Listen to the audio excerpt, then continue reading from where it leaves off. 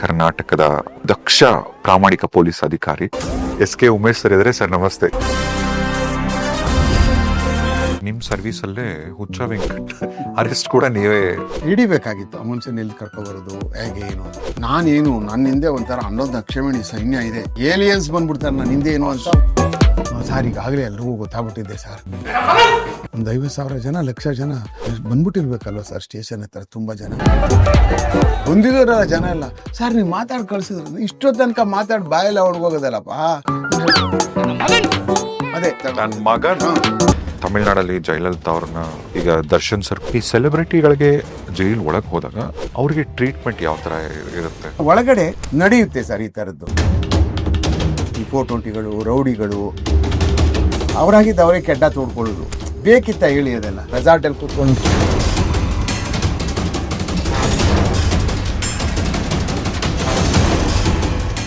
ಮತ್ತೆ ಸರ್ ನಿಮ್ ಸರ್ವಿಸ್ ಅಲ್ಲೇ ಹುಚ್ಚ ವೆಂಕಟ್ ಅರೆಸ್ಟ್ ಕೂಡ ನೀವೇ ಅದು ಹ್ಯಾಂಡಲ್ ಮಾಡಿದ್ದು. ಸರ್ ನೋಡಿ, ಅದು ಆಕ್ಚುಲಿ ಬೇರೆ ಪೊಲೀಸ್ ಸ್ಟೇಷನ್ ಕೇಸ್, ಜ್ಞಾನ ಭಾರತಿನಲ್ಲಿ ಕೇಸ್ ರಿಜಿಸ್ಟರ್ ಆಗಿತ್ತದು. ಅಂಬೇಡ್ಕರ್ ಅವ್ರಿಗೆ ಬಹಳ ಕೆಟ್ಟದಾಗ ಮಾತಾಡಿದ್ದಾರೆ, ಸರಿ ಇಲ್ಲ ಮಾತಾಡಿದ್ದಾರು ಅಂತದ್ದು. ಅದು ಸತ್ಯನೂ ಇತ್ತು. ಮಾತಾಡಿರೋದು ಸರಿ ಇರಲ್ಲ, ಅದಂಗೆಲ್ಲ ಅವ್ರು ಮಾಡಿದ್ದು ತಪ್ಪು ತಪ್ಪು ತಪ್ಪು ತಪ್ಪಿ ಸರ್. ಯಾವ ಕಾರಣಕ್ಕೂ ಆ ಮಟ್ಟಕ್ಕೆಲ್ಲ ನಾವೆಲ್ಲ ಇಳಿದು ಬಿಡಬಾರ್ದು. ಅದು ಒಂಥರ ನಾವೆಲ್ಲ ದೇವ್ರ ಥರ ನೋಡ್ತಕ್ಕಂಥವ್ರು. ಆ ಜಾಗ ಕೊಟ್ಬಿಟ್ಟಿದ್ದೀವಿ ಈಗಾಗಲೇ. ನಾವು ಹಿಂಗೆಲ್ಲ ಇರೋದಕ್ಕೆ ಇಂಥ ಒಂದು ದೊಡ್ಡ ದೊಡ್ಡ ಮಹನೀಯರೇ ಕಾರಣ. ಅಲ್ಲ, ಅವರಿಂದಾನೆ, ಅಂಬೇಡ್ಕರ್ ಅವರಿಂದಾನೆ. ಹೌದೌದು. ಇಲ್ಲ ಅಂದ್ರೆ ನಾವ್ ಹಿಂಗೆಲ್ಲ ಇಷ್ಟು ಚೆನ್ನಾಗಿರೋಕೆಲ್ಲ ಸಾಧ್ಯನೇ ಇಲ್ಲ. ಅವ್ರಿಗೆ ಅವಮಾನ ಯಾವತ್ತಾದ್ರೂ ನಾವು ಮಾಡ್ತೀವಿ ಅಂತಂದ್ರೆ ಅದು ನಮ್ಮ ತಂದೆ ತಾಯಿಗೆ ಮಾಡ್ದಂಗೆ, ದೇವ್ರಿಗೆ ಮಾಡ್ದಂಗೆ. ಆ ಕಾರಣಕ್ಕೆ ಮಾಡಬಾರ್ದು. ಅದು ಆಯ್ತು, ಮಾತಾಡಿದ್ದಾಯ್ತು, ಕೇಸ್ ರಿಜಿಸ್ಟರ್ ಆಗಿತ್ತು. ಹಿಡಿಬೇಕಾಗಿತ್ತು ಆ ಮನುಷ್ಯನ ಎಲ್ಲಿ ಕರ್ಕೊಬರೋದು ಹೇಗೆ ಏನು ಅಂತ. ಆಮೇಲೆ ಸರಿ, ನನಗೆ ನಮ್ಮ ಪ್ರತಾಪ್ ರೆಡ್ಡಿ ಸಾಹೇಬ್ರು ಅಡಿಷನಲ್ ಕಮಿಷನರ್ ಇದ್ರು. ಅವರು, ಉಮೇಶ್ ಹಿಂಗಿದೆ, ಈ ಥರ ಒಂದು ಕೇಸ್ ಇದೆ, ಅವನು ಕರ್ಕೊಬರು, ಅರೆಸ್ಟ್ ಮಾಡ್ಬೇಕಲ್ಲಪ್ಪ, ಪ್ರೊಟೆಸ್ಟ್ ಎಲ್ಲ ನಡೀತಾ ಇದೆ ಇವ್ರದೆಲ್ಲ, ನಮ್ಮ DSS ಅವರು ಮತ್ತೆ ಅವರೆಲ್ಲ ಇದು ಮಾಡ್ತಾ ಇದ್ದಾರೆ, ಹಾಗೆ ನಾನು ಮಾಡ್ತೀನಿ ಬಿಡಿ ಸರ್, ಅದೇನು ಸಮಸ್ಯೆ ಏನಿಲ್ಲ ನನಗೆ ಅಂತ. ಆಮೇಲೆ ನನಗೆ ಗೊತ್ತು, I know how to handle him ಅಂತ ಅಂದ್ಬಿಟ್ಟು ಅಂತ. ಕೊನೆಗೆ ಅವನ ಮನುಷ್ಯ ಎಲ್ಲಿದ್ದಾನೆ ಅಂತ ಗೊತ್ತಾಯ್ತು. ಸರಿ, ಅವನ್ನ ಪ್ಲ್ಯಾನ್ ಮಾಡಿಕೊಂಡು ಕರ್ಕೊಂಡೆ ನಾನು. ಕರ್ಕೊಂಡಾದ್ಮೇಲೆ ಯಾಕೆ ಸರ್, ಏನು ಸರ್ ಅಂದ. ಏನಿಲ್ಲ ಬಾಪ, ಏನು ಸರ್, ನಿಂಗೆಲ್ಲ ನಿಂದೆಲ್ಲ ಏನಾದ್ರು ಕೇಸಸ್ ಎಲ್ಲ ಮಾಡಿದ್ಯಂತೆ, ಆಮೇಲೆ ಈಗೆಲ್ಲ ನೀನೆಲ್ಲ ಬೈದಿದ್ಯಂತೆ, ಈ ಥರದ್ದೆಲ್ಲ ನೀನು ನೋಡ್ತಾ ಇದೆಯಲ್ಲ ಟಿ ವಿನಲ್ಲೆಲ್ಲ, ನೀನು ನನ್ನನ್ನು ಕೇಳ್ತೀಯಲ್ಲ ನೀನು ಅಂತ ಅಂದ. ಆಮೇಲೆ ಅವ್ರ ಬ್ರದರ್ ಒಬ್ಬರಿದ್ದರು. ಅವ್ರ ಬ್ರದರ್ಗೆ ಹೇಳಿದೆ ಇದೆಲ್ಲನೂ. ಆಯಿತು ಸರ್, ನೀವೇನು ನಿಮ್ದೇನು ಕಾನೂನು ಇದೆಯೋ ಅದು ಮಾಡಿ ಸರ್. ಹಾಗೆ ಅದು ಸ್ವಲ್ಪ ಮನುಷ್ಯ ಅಗ್ರಿವೇಟ್ ಆದ. ಅಂದರೆ ನಾನೇನು ನನ್ನ ಹಿಂದೆ ಒಂಥರ 11 ಅಕ್ಷಮಣಿ ಸೈನ್ಯ ಇದೆ, ಇಲ್ಲಿ ಹಿಂದೆ ಹಿಂಗಂದ್ರೆ ಸಾಕು ಬಂದ್ಬಿಡುತ್ತೆ ಈ ಕಡೆಯಿಂದ, ಅಮೆರಿಕದಿಂದ ಬರ್ತಾ ಎಲ್ಲ ಫುಲ್ ಯುರೋಪ್ ಇಂದ ಬರ್ತಾರೆ, ಏಲಿಯನ್ಸ್ ಬಂದ್ಬಿಡ್ತಾರೆ ನನ್ನ ಹಿಂದೆ ಏನು ಅಂತ ಒಂದು ಮೆಂಟಾಲಿಟಿನಲ್ಲಿ ಒಂಥರ ಅಲೋಷನೇಶ್ ಏನೋ ಒಂಥರ ಅದಿರ್ತದಲ್ಲ, ಅದು ಆ ಮನುಷ್ಯನಿಗಾಗಲೇ ಇದ್ಬಿಟ್ಟಿತ್ತು. ನನ್ನನ್ನು ಮುಟ್ತಾ ಅಂತ ಅಂದರೆ ನನ್ನ ಹಿಂದೆ ಒಂದು 11 ಅಕ್ಷಮಣಿ ಸೈನ್ಯ ಬಂದ್ಬಿಡುತ್ತೆ, ಒಂಥರ ಹಿಂದೆ ಮಹಾಭಾರತ ಯುದ್ಧದಲ್ಲಿ ಬಂದಲ್ಲ ಹಂಗೆ ಬಂದ್ಬಿಡುತ್ತೆ ಏನು, ರಷ್ಯಾದಿಂದ ಬರ್ತಾರೆ, ಎಲ್ಲ ಬಂದು ಏನು ಅಷ್ಟು ಸುಲಭದ ಮಾತಲ್ಲ ಅನ್ನುವಂಥದ್ದು ಬಂದ್ಬಿಟ್ಟಿತ್ತಾಗಲೇ ಅಂತ.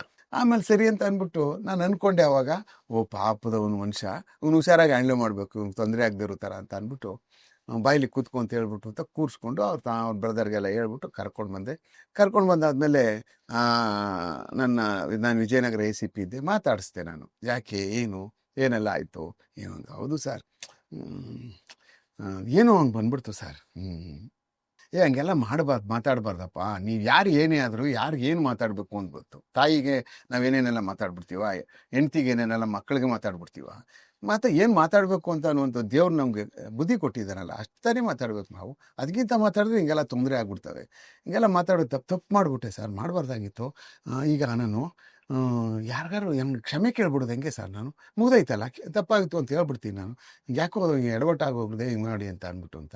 ಇಲ್ಲ, ಹಂಗೆ ಆಗಲ್ಲಪ್ಪ, ಈಗ ಕಾನೂನದು, ನೀನು ಹಂಗೆಲ್ಲ ಕೇಳ್ಬಿಟ್ರೆ ಯಾರೂ ಸುಮ್ಮನೆ ಇರಲ್ಲ, ಹಂಗೆಲ್ಲ ನಡೆಯಲ್ಲ. ಅದು ಬಾಯಿಗೆ ಬಂದಾಗ ಮಾತಾಡ್ಬಿಟ್ಟು ಆಮೇಲೆ ನಾನು ಕೇಳ್ಬಿಡ್ತೀನಿ ಅನ್ನುವಂಥದ್ದು ಕಾನೂನು ಪುಸ್ತಕದಲ್ಲಿ ಹಂಗೆಲ್ಲ ಇಲ್ಲ. ಹೌದಾ, ನಾವು ಕೇಳ್ಬಿಟ್ರೆ ಆಗಲ್ವಾ ಸರ್?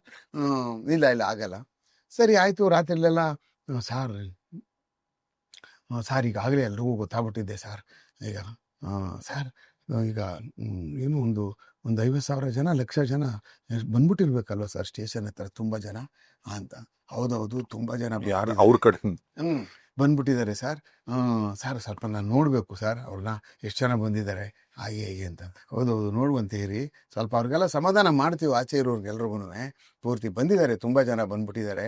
ಅರೆಸ್ಟ್ ಮಾಡಿರೋದು ಈ ಉಮೇಶ್ ಅವರು ವಿಜಯನಗರ ACP ಅಂತ ಅರೆಸ್ಟ್ ಮಾಡಿದ್ದಾರೆ ಅಂತ ಟಿ ವಿಲೆಲ್ಲ ಬಂದಾದ್ಮೇಲೆ ಎಲ್ಲ ಬಂದ್ಬಿಟ್ಟಿದ್ದಾರೆ. ಫುಲ್ಲು ರೋಡೆಲ್ಲ ಟ್ರಾಫಿಕ್ ಎಲ್ಲ ಜಾಮ್ ಆಗೋಗ್ಬಿಟ್ಟೈತೆ.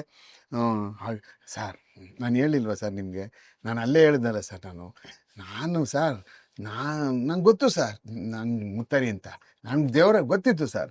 ಹೌದೌದು ಖಂಡಿತವಾಗ್ಲೂ ಒಂದು ಕೆಲಸ ನೋಡೋಣ, ನೀನು ಹೋಗಿ ಅವ್ರಿಗೆಲ್ಲ ಮಾತಾಡೋದು, ಆಮೇಲೆ ಏನೋ ಮಾತಾಡ್ಬಿಡೋದು ಅವ್ರ ಹತ್ರ, ಅವರೆಲ್ಲ ನಮ್ಗೆ ಹೊಡೆದ್ಬಿಡೋದು, ಹಿಂಗೆಲ್ಲ ಆಗ್ಬಿಡ್ತದೆ. ನಾನು ಹೋಗಿ ಅವ್ರಿಗೆಲ್ಲ ಮಾತಾಡ್ಬಿಟ್ಟು ಬರ್ತೀನಿ ಅವ್ರಿಗೆ ಒಂದು ಸಾರಿ, ಈ ಥರ ಇದೆಯಪ್ಪ, ಹಿಂಗೆಲ್ಲ ಇದೆ, ನೀವು ಹಿಂಗೆಲ್ಲ ಸಮಾಧಾನ ಪಟ್ಕೊಂಡು ಹಿಂಗೆಲ್ಲ ಹೋಗ್ಬೇಕು, ನೀವು ಹಿಂಗೆಲ್ಲ ಮಾಡಬಾರ್ದು ಹಾಗೆ ಹೀಗೆ ಅಂತ ಅಂದ್ಬಿಟ್ಟು ಅಂತ. ನಾನು ಅವ್ರಿಗೆ ಮಾತಾಡಾದ್ಮೇಲೆ ನೀವು ಮಾತಾಡ್ತೀನಿ ಅಂತ ಹೇಳ್ಬಿಟ್ಟು ನಮ್ಮ ಪೊಲೀಸರನ್ನ ಅವ್ರಿಗೆ ಆಚೆಗೀಚೆ ಬಿಟ್ಟಿರಪ್ಪ, ಇಲ್ಲೇ ಕೂರಿಸ್ಕೊಂಡಿರಿ ಅಂತೇಳಿ ಆಚೆ ಹೋಗಿ ಒಂದು 15-20 ನಿಮಿಷ ಬಿಟ್ಕೊಂಡು ವಾಪಸ್ ಬಂದು ಎಲ್ಲರಿಗೂ ಮಾತಾಡಿದೆ. ಎಲ್ಲ ಮಾತು ಕೇಳ್ಕೊಂಡು ಎಲ್ಲ ಹೊಟ್ಟೋದ್ರಪ್ಪ, ಯಾರೂ ಇಲ್ಲ ಈಗ ನೋಡು. ಒಂದು ಪಿಳ್ಳೆ ಇಲ್ಲ, ಅಷ್ಟು ಜನ ಬಂದಿದ್ದವರು ಎಲ್ಲ ಹೊಟ್ಟೋಗ್ಬಿಟ್ರು, ಸಾವಿರಾರು ಜನ. ನಾನು ಹೇಳಲಿಲ್ವ ಸರ್, ಹೊಟ್ಟೋದ್ರು ಸರ್. ನಾನು ಮಾತಾಡಬೇಕಾಗಿತ್ತು. ಇಲ್ಲೇ ನೀನು ಮಾತಾಡೋದು ತೊಂದರೆ ಆಗ್ಬಿಡ್ತದೆ ಅಂದಾಗ ಆ ಮನುಷ್ಯರಿಗೊಂದು ಏನೋ ಸಮಾಧಾನ ಆಯಿತು ಏನೋ ಗೊತ್ತಿಲ್ಲ.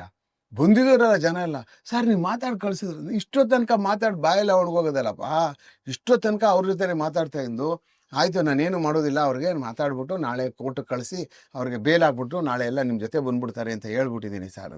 ಸರಿ ಸರ್ ಅಂತ ಎಲ್ಲ ಮಾತು ಕೇಳ್ಕೊಂಡು ಹೋಗ್ಬಿಟ್ರು. ಆಯಿತು. ರಾತ್ರಿ ಮೇಲೆಲ್ಲ ನನಗೆ ಗೊತ್ತಲ್ಲ, ಈ ಮನುಷ್ಯ ಆ್ಯಟಿಟ್ಯೂಡ್ ಎಲ್ಲ ಗೊತ್ತಿತ್ತಲ್ಲ, ನಾನು ತೀರಾ ಏನು ಮಾತಾಡ್ಕೊಳಕ್ಕೆ ಹೋಗಲಿಲ್ಲ. ಆಮೇಲೆ ಇದು ಆಕ್ಸಿಡೆಂಟಲ್ಲಿ ಏನೋ ಮಾತಾಡಿದ್ದಾನೆ ಮನುಷ್ಯ, ಇದೆಲ್ಲ ಮಾತಾಡಬಾರ್ದಾಗಿತ್ತು ಅಂತ ಅನ್ನುವಂಥದ್ದು. ಇನ್ನೇನು ಇಂಟ್ರೋಗೇಟ್ ಮಾಡ್ತಕ್ಕಂಥದ್ದು, ಸ್ವಲ್ಪ ಲೈಫ್ ಇಷ್ಟಿಗೆ ಯಾಕೆ ಹಿಂಗೆ ಆ್ಯಕ್ಟ್ ಮಾಡ್ತಾನೆ ಇವನು ಮನುಷ್ಯ ಅಂತ ಅನ್ನುವಂಥದ್ದು ಕೇಳೋಣ ಅಂತ ನಾನು ಒಂದು ಸ್ವಲ್ಪ ಮುಂದೆ ಹೋದೆ. ಮನುಷ್ಯ ಅದೇ ಸ್ಟೈಲ್ ಮಾತಾಡು ನನ್ನ ಮಗ ಅದೇ ಮಾತಾಡ್ಕೊಂಡು ಅದು ಸ್ವಲ್ಪ ಹೊತ್ತು ಕಂಟಿನ್ಯೂ ಮಾಡ್ಬೋದು, ಆಮೇಲೆ ಆಗಲ್ಲ. ನಂಗೆ ಗೊತ್ತಾಗೋಯ್ತಿದ್ದು ಇದೊಂಥರ ಆವಾಗವಾಗಲೇ ಬರುವಂಥದ್ದು, ಇದು ಸ್ವಲ್ಪ ಹೊತ್ತಾದ್ಮೇಲೆ ನಾರ್ಮಲ್ ಆಗಿಬಿಡುವಂಥದ್ದು. ಓಹೋ ಇದು ಅಡ್ಜಸ್ಟ್ಮೆಂಟು, ಇದು ಆ್ಯಕ್ಷನ್, ಇದು ಸ್ಪ್ಲಿಟ್ ಪರ್ಸನಾಲಿಟಿ ಮನುಷ್ಯ ಅಂತ ಅಂದ್ಬಿಟ್ಟು ರಾತ್ರಿನಲ್ಲಿ ನಾನು ಯಾಕೆಂದರೆ ಜ್ಞಾನಭಾರತಿ ಪೊಲೀಸ್ ಸ್ಟೇಷನ್ದೆಲ್ಲ ಕೇಸು ನಾನು ಮಾಡ್ತಾ ಇದ್ದದಕ್ಕೋಸ್ಕರ ಕೆಳಗಡೆ ಸರ್ ಹೋಗು, ಅಲ್ಲಿ ಕೆಳಗಡೆ ನಮ್ಮ ಪೊಲೀಸ್ ಸ್ಟೇಷನ್ ಇದೆ ಕೆಳಗಡೆ, ನೀನು ಲಾಕಪ್ಗೆ ಹಾಕ್ಲಾ? ಬೇಡಿ ಸರ್ ಲಾಕ್ ಆಯ್ತು. ಅದು ನಮಗೇನು ಪೊಲೀಸ್ ಸ್ಟೇಷನ್ನೇ ಲಾಕಪ್ ಇದ್ದಂಗೆ ನಮಗೆ. ಏನು ಒಳಗಡೆ ಕಂಬಿ ಒಳಗೆ ಮಲಗಿಸ್ಬಿಟ್ರು ನಾವೇನು ಕಂಬಿ ಒಳಗೆ ಯಾಕೆ ನೀನು ಲಾಕ್ ಹಾಕಿ ಮಾಡ್ಬಿಟ್ಟು ನೀನು ತಪ್ಪಿಸ್ಕೊಟ್ಟೈತಿ ಅಂತ ಅಂದ್ಬಿಟ್ಟು ಅಂತ ನಾವು ಇಟ್ಕೋತೀವಿ ಅಷ್ಟೇ. ನೀನು ತಪ್ಪಿಸ್ಕೊಂಡು ಹೋಗಲ್ಲ ಅಂತಂದರೆ ನಾನು ರೂಮಲ್ಲೇ ಮಲಗಿಸ್ತೀವಿ. Police station is as good as lockup ಇದ್ದಂಗೆ, ಅದರಿಂದ ಅದರಲ್ಲಿ ಬೇರೆ ಏನಿಲ್ಲ, ಬೇರೆ ಕಾರಣವೂ ಇಲ್ಲ. ಆಯಿತು ಇನ್ನು ಆಯ್ತು ಬರೀದೆ ಸರ್, ನಂಗೆ ಪೇಪರು ಗೀಪರ್ ಏನು ಬೇಡ ಸರ್, ಹಂಗೆ ಮಲಿಕೊಬಿಡ್ತೀನಿ. ಆಮೇಲೆ ರಾತ್ರಿಯೆಲ್ಲ ನಮ್ಮ ಪೊಲೀಸವ್ರು ಕೇಳಿದ್ರು ಏನೇ ಎದ್ದು, ಸರ್ ಈ ಮಲಿಕೊಳ್ಳಲ್ಲ ಸರ್, ಅದು ಎದ್ದೇಳ್ತಾರೆ ಕೂತ್ಕೋತಾರೆ ಹಾಗೆ ಹೀಗೆ. ಸರ್ ಎದ್ಗಿದ್ದು ಓಡ್ಗಿಡೋಗ್ಬಿಟ್ಟು ಕಡೆ, ಆಮೇಲೆ ಹುಷಾರಯ್ಯ ಮುಂದೆ ಫ್ರಂಟಲ್ಲಿ ಸೆಂಟ್ರಿ ಹುಷಾರಾಗಿರೋ ಕೇಳಿ ಅಂತೇಳಿ ಬೆಳಿಗ್ಗೆ ಬಂದಾದ್ಮೇಲೆ ಸರ್ ಇವಾಗ ನನ್ನ ಲೆಕ್ಕದಲ್ಲಿ ಇವಾಗ ತುಂಬ ಜನ ಬಂದ್ಬಿಟ್ಟಿರ್ಬೋದಲ್ವ ಸರ್? ಇಲ್ಲ ನೆನ್ನೆ ಹೇಳಿದೆ ನಾನು, ಕೋರ್ಟ್ ಹತ್ರ ಬಂದ್ಬಿಡಿ, ನೀವೆಲ್ಲ ಜನಕ್ಕೆ ಹೇಳಿ ಕಳಿಸ್ಬಿಟ್ಟಿದ್ದೀನಿ ನಾನು, ಎಲ್ಲ ಕೋರ್ಟ್ ಹತ್ರ ಬಂದ್ಬಿಡಿ, ನೀವು ಇಲ್ಲಿ ಯಾರೂ ಬರೋಕ್ಕೋಗ್ಬೇಡಿ, ನಾಳೆ ಇಲ್ಲಿ ಇಡಲ್ಲ, ನಾವು ಬೇರೆ ಕಡೆ ಎಲ್ಲೋ ಇಟ್ಟಿರ್ತೀವಿ, ಸುಮ್ಮನೆ ಬಂದರೆ ಇಲ್ಲಿ ವೇಸ್ಟ್ ಅಂತ ಹೇಳ್ಬಿಟ್ಟಿದ್ದೀನಿ ಅಂತ. ಹಂಗೆ ಹೇಳ್ಬಿಟ್ಟಿದ್ದೀರಾ ಸರ್? ನಾನು ಇಲ್ಲ ಅಂತ ಹೇಳ್ಬಿಟ್ಟಿದ್ದೀರಾ? ಇಲ್ಲ ಸರ್ ಇಲ್ಲಿದ್ದೀನಿ ಅಂತ ಹೇಳ್ಬೇಕಾಯ್ತು ಸರ್, ನಾನೊಂದು ಸಾರಿ ಹಿಂಗೆ ಕೈ ವೇವ್ ಮಾಡಿಬಿಡ್ತಿದ್ದೆ ಸರ್. ಹೌದಲ್ಲ, ಆಯಿತು ಬಿಡು, ಕೋರ್ಟ್ ಹತ್ರ ಬಂದಿರ್ತಾರೆ ಬಾ ಅಂತ ಅಲ್ಲಿ ಕರ್ಕೊಂಡು ಸ್ಟ್ರೇಟಾಗಿ ಒಳಗೆ. ಸರ್ ಇಲ್ಲ ಕೋರ್ಟ್ ಮುಂಭಾಗದಲ್ಲೆಲ್ಲ ನಿಂತಿದ್ದಾರೆ, ನಾವು ಹಿಂಭಾಗದ ಗೇಟಲ್ಲಿ ಬಂದು ಅಲ್ಲೆಲ್ಲ ಅನ್ಕೊಂಡು ಬಂದ್ರೆ ಆಮೇಲೆ ಕಿತ್ಕೊಬಿಟ್ರೆ ಆಮೇಲೆ ನಮ್ಮ ಕೈಯಿಂದ ನಾವೆಲ್ಲಿಗೆ ಹೋಗೋದು, ಕೆಲಸ ಕಳ್ಕೊಬಿಡ್ತೀವಿ ಅಂತೇಳಿ ನಮ್ಮನ್ನು ಕರ್ಕೊಂಡೋಗ್ಬಿಟ್ಟು ಪ್ರೊಡ್ಯೂಸ್ ಮಾಡಿಬಿಟ್ಟು ಸರಿ ಜೈಲಿಗೆ ಕರ್ಕೊಂಡೋಗ್ಬಿಟ್ಟು ಜೈಲಲ್ಲಿ ಬಿಟ್ಬಿಟ್ಟು ಬಂದ್ವಿ. ಅದಾದಮೇಲೆ ಸುಮಾರು ದಿವಸ ಬೇಲ್ಗೆ ಆಗಲಿಲ್ಲ.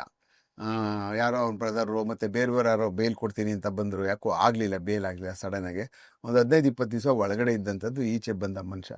ಬಂದಾದಮೇಲೆ ಸರ್ ಏನಾರ ಮಾಡಿ ಸರ್, ನೀವೇನಾರ ಮಾಡಿ ಸರ್, ಅವ್ರಿಗೆಲ್ಲ ಕ್ಷಮೆ ಕೇಳ್ಬಿಟ್ಟು ಕೇಸ್ ಕ್ಲೋಸ್ ಮಾಡಿಬಿಡಿ ಸರ್, ಇದೆಲ್ಲ ಗೊತ್ತಿಲ್ಲ ಸರ್, ಹಿಂಗೆಲ್ಲ ಇದು ನನಗೆ ಈ ಥರ ಎಲ್ಲ ಕಾನೂನದೆ, ಹಿಂಗೆಲ್ಲ ಇದೆ, ಬೈದರೆ ಹಿಂಗೆಲ್ಲ ತಿಳ್ಕೊಬೇಕು ಕಣೆ ನೀನು, ಏನೇನು ಕಾನೂನು ಇದ್ದಾವೆ ಅಂತ ನಿಂಗೆ ಆದಪ್ಪ ನಿಂಗೆ ಗೊತ್ತಿರೋದಿಲ್ಲ.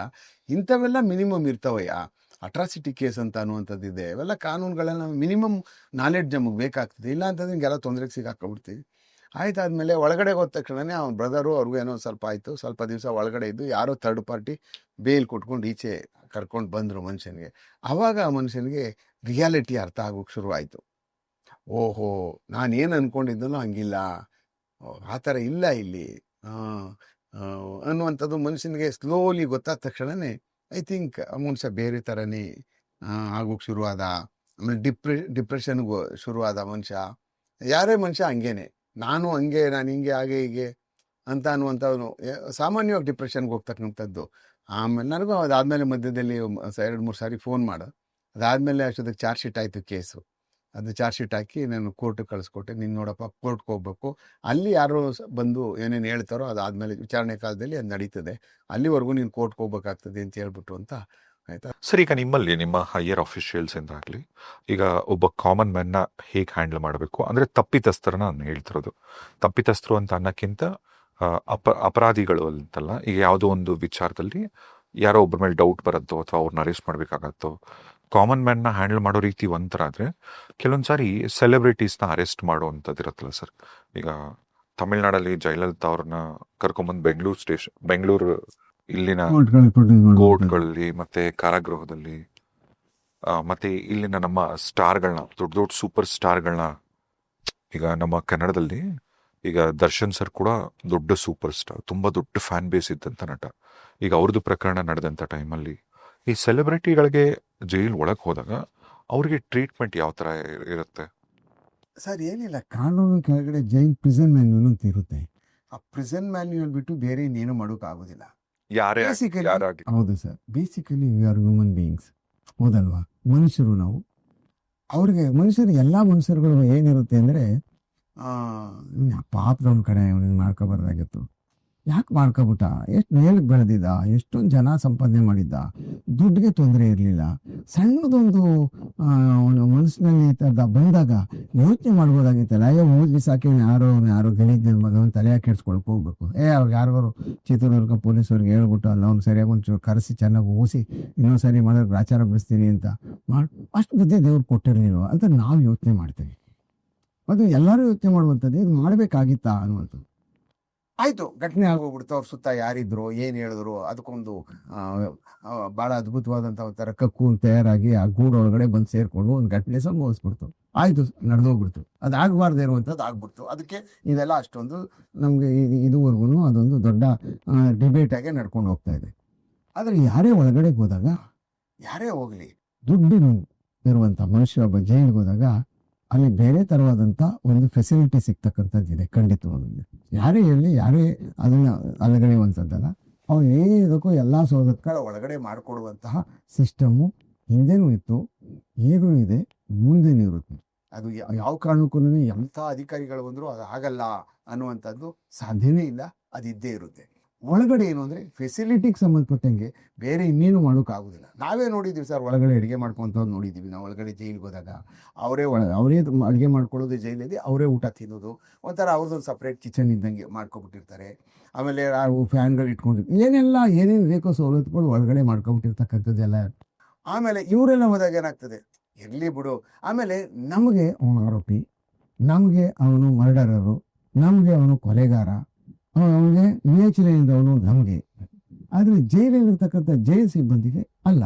ಜೈಲು ಸಿಬ್ಬಂದಿಗೆ, ಜೈಲಿನವ್ರಿಗೆ ಜೈಲು ಒಂದು ಮನೆ, ಅವರ ಸ್ವಂತ ಮನೆ ಅಲ್ಲ, ಸರ್ಕಾರದ ಮನೆ. ಆ ಮನೆಯೊಳಗೆ ಅವ್ರು ಕೆಲಸ ಮಾಡ್ತಕ್ಕಂಥವ್ರು. ಇಂಥದ್ದು ಮಾಡಿದಾಗ, ಇಂಥವ್ರು ಒಳಗಡೆಗೆ ಬಂದಾಗ ಅವ್ನು ಏನು ಮಾಡಿದ್ನೋ ಝೆಡ್ ಮಾಡಿದ್ನೋ ದಟ್ ಈಸ್ ಇಮ್ಮೆಟೀರಿಯಲ್ ಇಶ್ಯೂ ಅವ್ರಿಗೆ. ಅದಕ್ಕೆ ಯೋಚನೆ ಮಾಡೋಕ್ಕೆ ಹೋಗೋದೇ ಇಲ್ಲ. ಕೊಲೆ ಮಾಡಿದ್ರೋ ಬಿಟ್ಟರು ಅದೇನು. ಇಲ್ಲಿಗೆ ಬಂದಿದ್ದಾರೆ, ಈ ಮನುಷ್ಯನ ನಾವು ಹೆಂಗೆ ಇಟ್ಕೋಬೇಕು, ಯಾವ ಥರ ಇಟ್ಕೋಬೇಕು, ಹೇಗೆ ಇಟ್ಕೋಬೇಕು ಅನ್ನುವಂಥದ್ದು ಅಷ್ಟೇ ವರ್ಕ್ ಆಗ್ತಕ್ಕಂಥದ್ದು. ಅದಾದಮೇಲೆ ಅವ್ರಿಗನ್ನಿಸ್ತದೆ, ಏನಪ್ಪ ತುಂಬ ಮೀಡಿಯಾಗಳೆಲ್ಲ ತುಂಬ ಕವರ್ ಮಾಡ್ತಾರೆ, ನಮ್ಮ ಚೇಸ್ ಮಾಡ್ತಾರೆ, ನಾವೇನೇನು ಮಾಡ್ತಾ ಇದ್ದೀವಿ, ಏನೇನೆಲ್ಲ ಯಾರ್ಯಾರು ಹೋಗಿ ಭೇಟಿ ಮಾಡ್ತಾ ಇದ್ದಾರೆ, ಏನೇನು ಕತೆ ಪ್ರತಿಯೊಂದು ಮಾಡ್ತಾರೆ, ನಾವು ನಾಳೆ ತೊಂದರೆಗೆ ಸಿಗಾಕೊಬಿಡ್ತೀವಿ ಅಂತ ಅನ್ನುವಂಥ ಒಂದು ತಿಕ್ ಸ್ಕಿನ್ ಬೆಳೆಸ್ಕೊಬಿಟ್ಟು ಭಾಳ ಅದನ್ನು ಸರಿಯಾದಂಥ ರೀತಿಯಲ್ಲಿ ಅದನ್ನ ನಮ್ಮ ಇಲಾಖೆ ಮೇಲೆ, ನಮ್ಮ ಮೇಲೆ ಯಾವುದೇ ಅಪವಾದಗಳು ಬರಬಾರ್ದು ಅಂತ ಅನ್ನುವಂಥದ್ದು ಏನಾದರೂ ಆಗಂಥ ಸಮಯದಲ್ಲಿ ಭಾಳ ಅತ್ಯಂತ ಎಚ್ಚರಿಕೆಯಿಂದ ಅಲ್ಲಿರ್ತಕ್ಕಂಥ ಜೈಲ್ ಸೂಪರ್ಡೆಂಟ್ ಇರಬೇಕು. ಪ್ರತಿ ದಿವಸ ಈ ಶುಡ್ ಪರ್ಸ್ನಲಿ ಮಾನಿಟರ್ಡ್ ಎವ್ರಿಥಿಂಗ್. ಯಾರಿಗೋ ಒಬ್ರಿಗೆ ಬಿಟ್ಬಿಟ್ಟು, ಯಾರೋ ಒಬ್ಬ ವಾರ್ಡನ್ಗೆ ನೀನು ನೋಡ್ಕಪ್ಪ ಅಂತ ಹೇಳ್ಬಿಟ್ಟು, ನೋಡ್ಕೊ ನೀನು ಎಲ್ಲ ನೋಡ್ಕೊ, ನಥಿಂಗ್ ಡೂಯಿಂಗ್, ಹಂಗಾಗಲ್ಲ. ಯಾರೇ ಆದರೂ ಹೀ ಫೆಸಿಲಿಟೇಟ್ಸ್ ವಾಟ್ ಹೀ ವಾಂಟ್ಸ್. 100% ಅವ್ರಿಗೆ ಏನು ಬೇಕೋ ಅದನ್ನ ಫೆಸಿಲಿಟೇಟ್ ಮಾಡಿಕೊಡುವಂಥ ಎಲ್ಲ ಮನುಷ್ಯರುಗಳು ಎಲ್ಲ ಜೈಲಲ್ಲೂ ಇದ್ದಾರೆ. ಅಯ್ಯೋ ತಾಳಪ್ಪ, ಏನಪ್ಪ ಕಷ್ಟ ಆಗ್ಬಿಡ್ತು, ಏನು ತೊಂದರೆ ಆಗ್ಬಿಡ್ತಿದೆ, ನಾಳೆ ದಿವಸ ಏನಾರ ಹಾಗೆ ಹೀಗೆ ಏನಾರು ಎನ್ಕ್ವೈರಿ ಮಾಡಿಬಿಟ್ರೆ ಹಾಗೆ ಅದಕ್ಕೆ ಅಯ್ಯೋ ಇವೆಲ್ಲ ಇದ್ದೇ ಇರ್ತಾವೆ ಬಿಡು, ಜೈಲಿಗೆ ಬಂದಾಗ ಏನು ತೊಂದರೆ ಏನಂತ ಬಂದಿದ್ರೆ ನಾಳೆ ಹೋಗ್ತಾರೆ ಅವರು. ಆ ಮೆಂಟಾಲಿಟಿಲಿ ಅವ್ರು ಇರ್ತಾರೆ. ಇನ್ನೇನು ಪೂರಾ ಕೊಟ್ಬಿಟ್ಟು ನಾವು ಅವ್ರಿಗೇನು ಲಕ್ಷಾಂತರ ರೂಪಾಯಿ ತೊಗೊಬಿಟ್ಟು ಅವ್ರು ಕೊಟ್ಬಿಟ್ಟು ಅದ್ರಲ್ಲಿ ಏನೋ ಬಂದಿದ್ದಾರೆ, ಏನೋ ಮಾಡ್ಕೊಂಡು ಬಂದಿದ್ದಾರೆ, ಜೈಲೇ ಒಳಗೆ ಇರ್ತಾರೆ, ನಾವೇನು ಆಚೆ ಕಳಿಸ್ಕೊಟ್ಬಿಡಲ್ವಲ್ಲ. ಜೈಲಿಂದ ಏನು ಆಚೆ ನಾವೇನು AC ಹೋಟ್ಲಲ್ಲಿ ಮಲಗಿಸ್ಬಿಟ್ಟು ತಂದು ಒಳಗೆ ಜೈಲಲ್ಲೇ ಇರ್ತಾರಲ್ವಾ. ಇಷ್ಟೇ ಅವರು ತಿಳ್ಕೊಳ್ಳುವಂಥದ್ದು, ಬೇರೆ ಇನ್ನೇನು ತಿಳ್ಕೊಳ್ಳಲ್ಲ.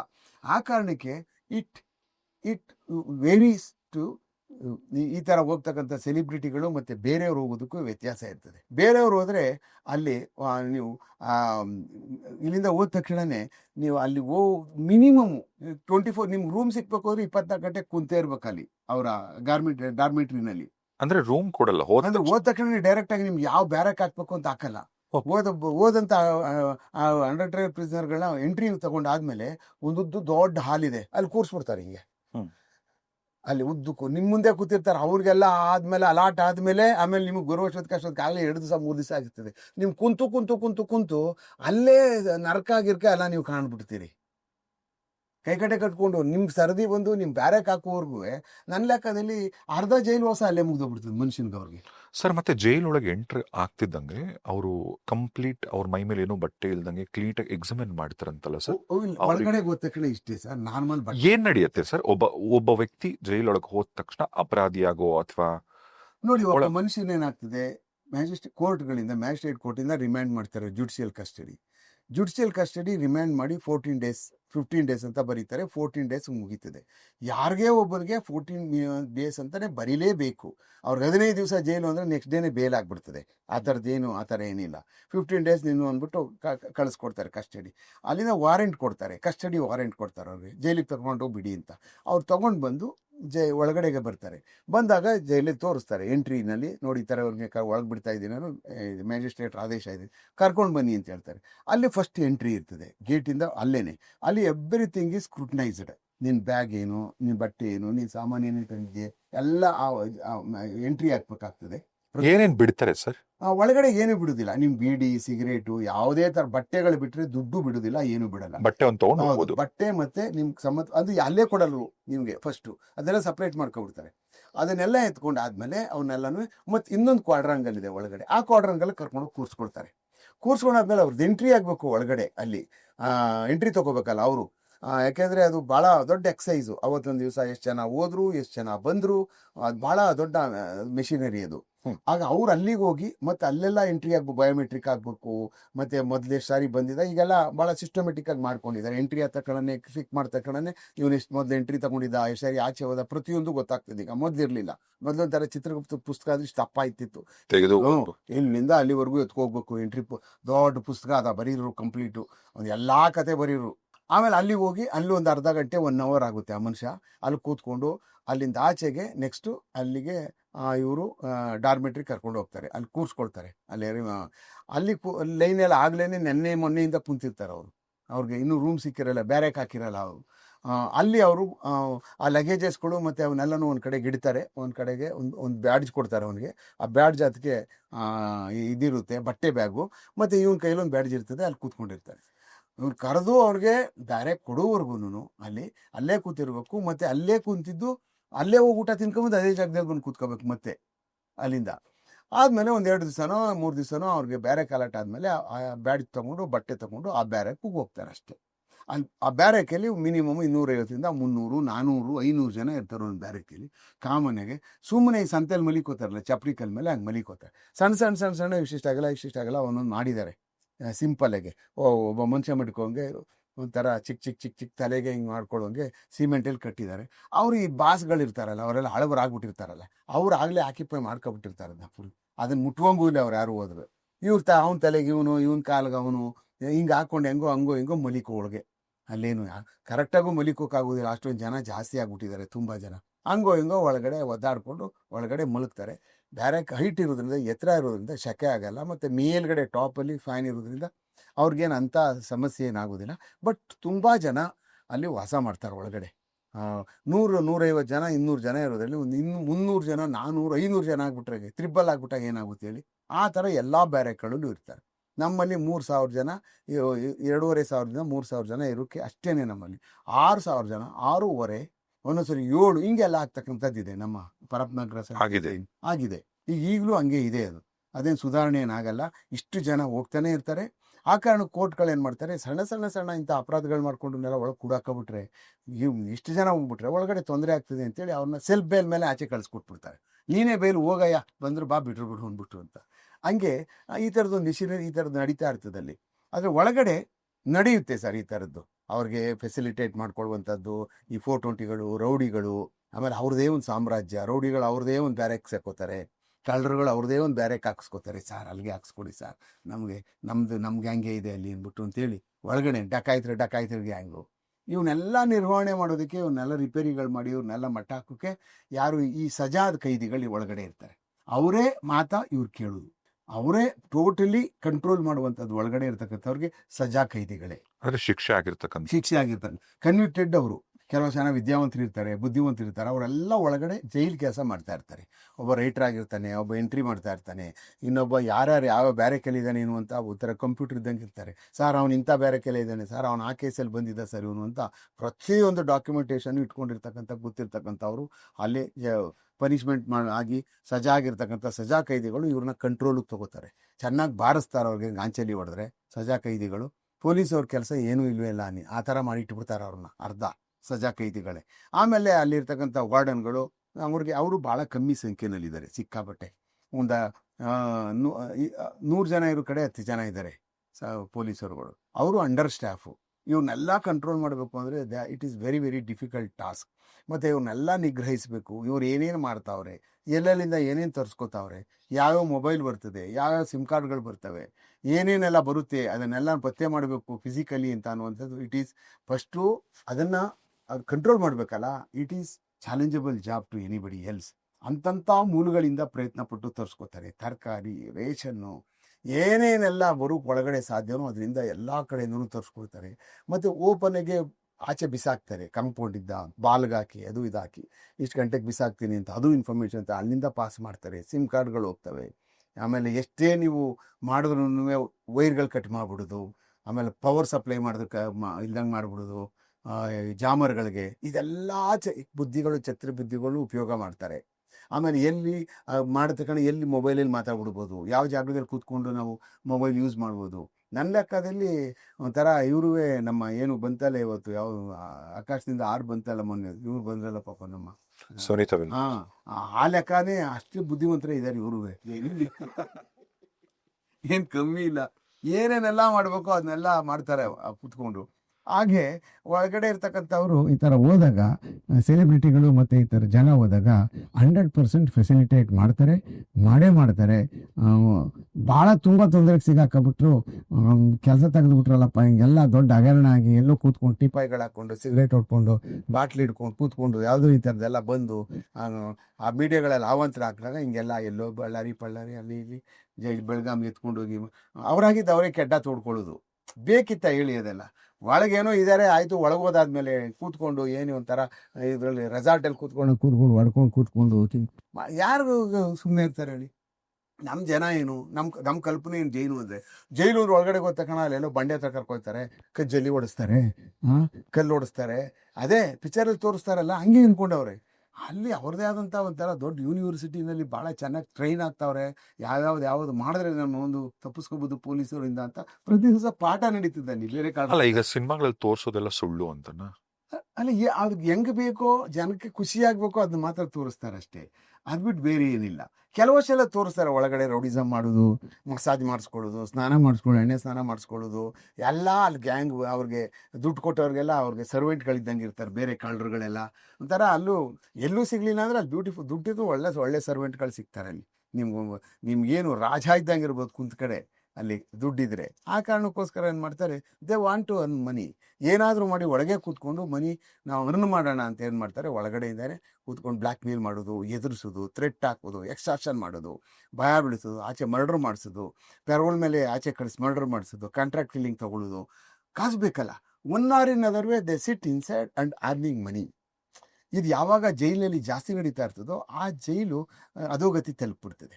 ಹಣದ ವ್ಯವಹಾರ, ಹಣ ಬರ್ತಾದೆ, ಒಳಗಡೆ ಕುಂತ್ಕೊಂಡಿರೋನು ಮಾಡ್ತಾ ಇದ್ದಾನೆ ದುಡ್ಡನ್ನ ಅಂತ ಅನ್ನುವಂಥದ್ದು ನಾವು ತಡೆಗಟ್ಟಲಿಲ್ಲ ಅಂದರೆ ನನ್ನ ಲೆಕ್ಕದಲ್ಲಿ ಅದಕ್ಕಿಂತ ಮೂರ್ಖ ಅಡ್ಮಿನಿಸ್ಟ್ರೇಷನ್ ಬೇರೆ ಯಾವುದಿಲ್ಲ.